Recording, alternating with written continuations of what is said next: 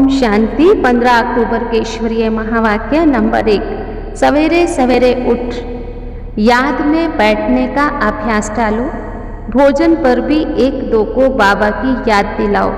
याद करते करते तुम पास विद ऑनर बन जाएंगे। नंबर 2, तुम बच्चों को आपस में बहुत प्रेम स्वरूप होकर के रहना है। मुख से दुख देने वाले बोल नहीं बोलने हैं। बाबा के पास कोई रिपोर्ट नहीं आनी चाहिए।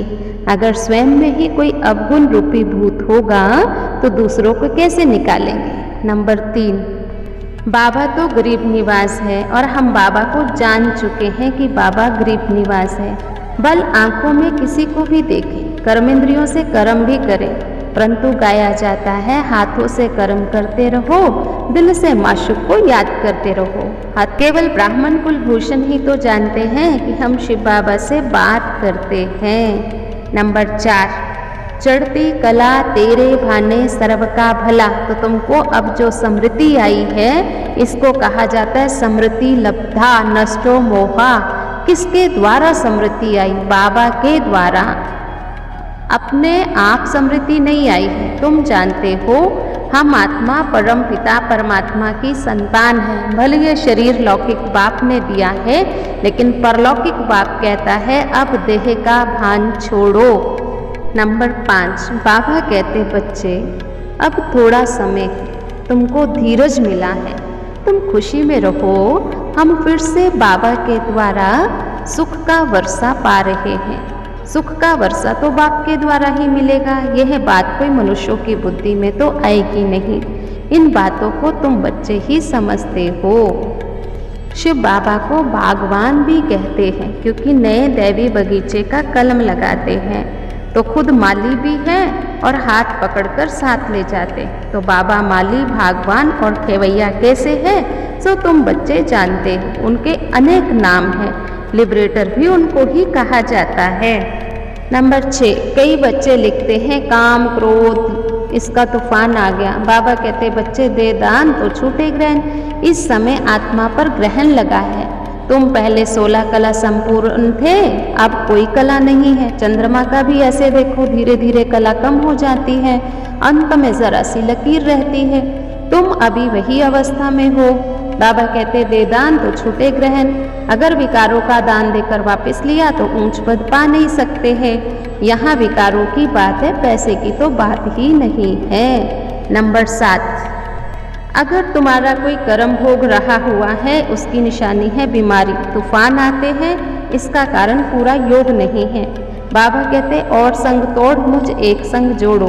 और सत्संगों में माशूक को जानते नहीं हैं, यह भी नहीं जानते कि आत्मा में 84 जन्मों का पाठ मुंदा हुआ है। ये सब कुछ तुम्हारी बुद्धि में है, पहले नहीं था, अब है। हम देवता घराने के हैं, पहले हम ये भी नहीं जानते थे।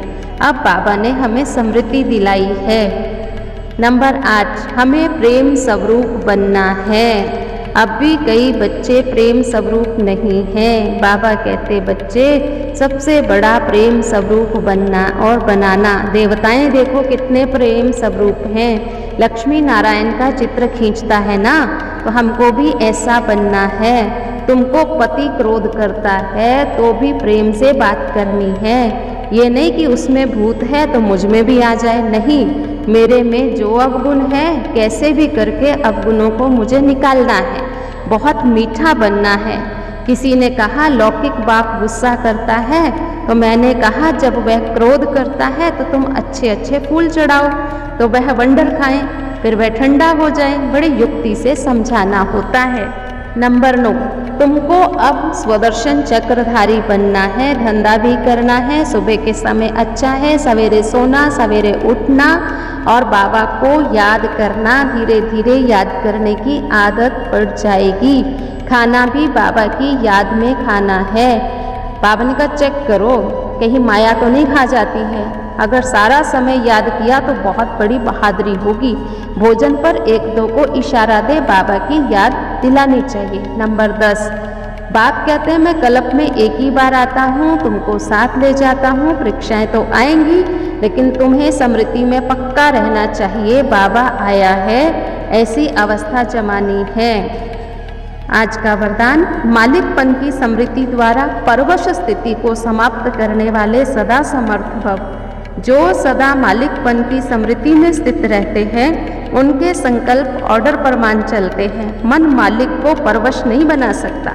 ब्राह्मण आत्मा कभी अपने कमजोर स्वभाव संस्कार के वश नहीं हो सकती। जब स्वभाव शब्द सामने आए तो स्वभाव अर्थात स्वप्रति व सर्व प्रति आत्मिक भाव, इस श्रेष्ठ अर्थ में टिक जाओ। और जब संस्कार शब्द आवे तो अपने अनादि और आदि संस्कारों को स्मृति में लाओ तो समर्थ बन जाएंगे, परवश स्थिति समाप्त हो जाएगी। स्लोगन, वरदानों की शक्ति जमा कर लो तो परिस्थिति रूपी आग भी पानी बन जाएगी। स्वमान मैं सदा समर्थ आत्मा हूँ।